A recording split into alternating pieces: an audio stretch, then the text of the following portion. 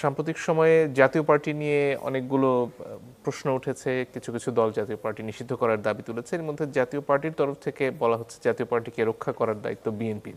আবার জনাব রিজভী বলছেন যে জাতীয় পার্টির দায়িত্ব বিএনপি কেন নেবে? জাতীয় পার্টির দায়িত্ব বা সেভাবে বলতে গেলে কোনো দলের দায়িত্ব কি আরেকটি দল নিতে পারে কিনা?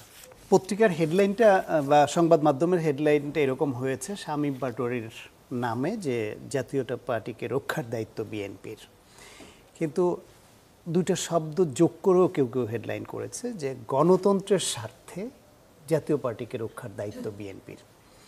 এখন এই কথাটা সে কেন বলেছে তার একটা ব্যাখ্যা এরকম দিয়েছে যে বাংলাদেশের গণতান্ত্রিক ধারা অব্যাহত রাখার জন্য জাতীয় পার্টির রাজনীতিকে রক্ষার একটা দায়িত্ব বিএনপি বড় দল হিসেবে তাদের আছে, এটা সে মিন করতে চেয়েছে। কিন্তু এইটা মিন করতে চাইলেও এই দায়িত্বটা জাতীয় পার্টির মহাসচিব বিএনপির ঘাড়ে দিলেই বিএনপি এই দায়িত্বটা নিবে কি না সেটা বিএনপির বিবেচনার বিষয়, এবং ইতিমধ্যে রিজভী আহমেদ সেটা বলে দিয়েছেন। জাতীয় পার্টি বাংলাদেশের রাজনীতিতে বিতর্কিত একটা দল নানানভাবে, কিন্তু বিতর্কিত হলেও অনেকের কাছে প্রয়োজনীয়, যেমন জামায়াত ইসলাম অনেকের কাছে প্রয়োজনীয় ছিল। বাংলাদেশের আগে এই জুলাই অভ্যুত্থানের আগে পর্যন্ত বহু বছর ধরে মোটামুটি বড় রাজনৈতিক দল হিসেবে দুইটা দলকে ধরা হতো, বিএনপি এবং আওয়ামী লীগ।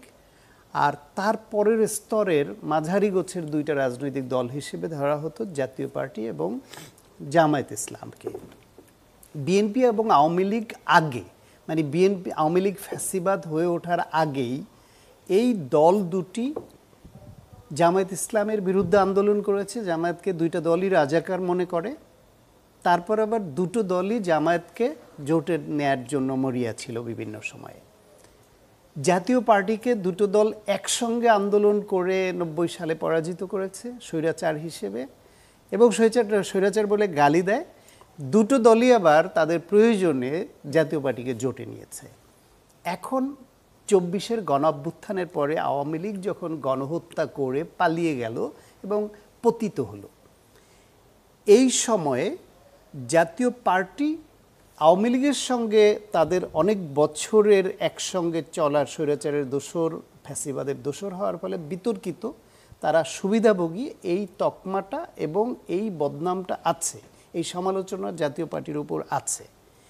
কিন্তু জাতীয় পার্টি যেহেতু সরাসরি আওয়ামী লীগের মতো ফ্যাসিবাদ না, ফ্যাসিবাদের সহযোগী, ফলে জাতীয় পার্টিকে নিষিদ্ধ করবার প্রশ্নে বিভিন্ন জনের বিভিন্ন রকম দোদুল্যমানতা ছিল, কিন্তু তাদের কার্যক্রম নিষিদ্ধ হবে কিনা।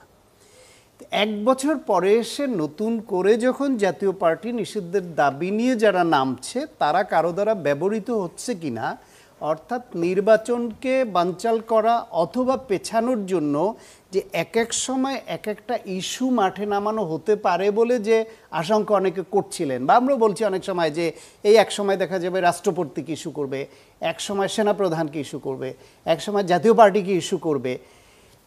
এরা একটা প্যাকেজটা একবারে না নিয়ে মানে ওই ক্ষুদ্র ক্ষুদ্র পর্ব হিসেবে নিয়েছে, যখন প্রয়োজন যেটা সেটা নিবে। সেই প্রেক্ষাপটে গণ অধিকারকে কেউ ব্যবহার করলো কিনা নতুন করে জাতীয় পার্টিকে নিয়ে এই ইস্যুটা তৈরি করতে, সেই কথা কিন্তু কেউ কেউ বলছে। কিন্তু এই ইস্যুটা তৈরি না হলে কি জাতীয় পার্টি নির্বাচনী সমীকরণে গুরুত্বপূর্ণ কিছু হতো? হ্যাঁ, নির্বাচনী সমীকরণ জাতীয় পার্টি এখনো গুরুত্বপূর্ণ আমি মনে করি। বিএনপির অবস্থান হচ্ছে, আপনি খেয়াল করবেন যে আওয়ামী লীগ নিষিদ্ধের আলোচনাটা যখন ওঠে তখনও কিন্তু বিএনপি বলেছে নির্বাহী আদেশে কোনো রাজনৈতিক দলকে নিষিদ্ধ করবার পক্ষে বিএনপি না। বিএনপি চায় যে আদালতে দল হিসেবে আওয়ামী লীগের বিরুদ্ধে যে অভিযোগ, তাদের নেতাদের বিরুদ্ধে অভিযোগের মতো ওইটারও তদন্ত হোক এবং আদালতের মাধ্যমে তার শাস্তি হোক, সেখানে নিষিদ্ধ হলে বিএনপির আপত্তি নাই।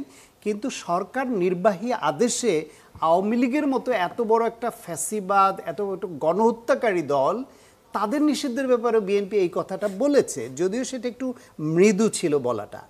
জাতীয় পার্টির অপরাধটা তো তার থেকে একটু লঘু। এখন বাংলাদেশে দেখেন এই মুহূর্তে আওয়ামী লীগকে আপনি পতিত বলে তাদের নেতারা পালিয়ে আছে, সেজন্য এই মুহূর্তে কার্যক্রম নিষিদ্ধ আছে এবং তারা কোথাও দাঁড়াতে পারছে না, এটা যেমন বাস্তবতা, তাদের সব কর্মী এবং অনেক নেতা বাংলাদেশেই আছেন, সুযোগের অপেক্ষায় আছেন, এটাও বাস্তবতা।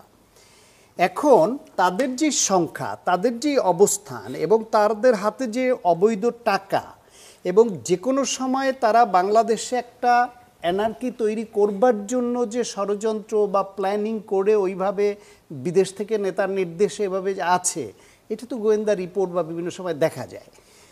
জাতীয় পার্টিকে আপনি এখন আওয়ামী লীগের মতো করে নিষিদ্ধ করে যেখানে যেখানে জাতীয় পার্টির সমর্থন আছে তাদেরকে আপনি প্রকাশ্যে আওয়ামী লীগের সঙ্গে এক কাতারে দাঁড় করবার মতো ইকুয়েশন তৈরি করে দিবেন, নাকি কৌশলগতভাবে জাতীয় পার্টির মধ্যে যারা অপরাধ করেছে তাদের বিরুদ্ধে মামলা হোক, তাদের বিচারের আওতায় এনে যারা প্রত্যক্ষভাবে ফ্যাসিবাদ ছিল না তাদেরকে আপনি কৌশলগতভাবে নির্বাচনের সুযোগ রেখে অন্তত আওয়ামী লীগের সঙ্গে আপনি এক কাতারে দাঁড়ানোর মতো অবস্থায় যেতে বাধ্য না করলেন, রাজনৈতিকভাবে এবং দেশের গণতন্ত্রকে এগিয়ে নেওয়ার জন্য কোনটা সহায়ক হবে সেটা একটা রাজনৈতিক বিবেচনা এবং কৌশলের খেলা।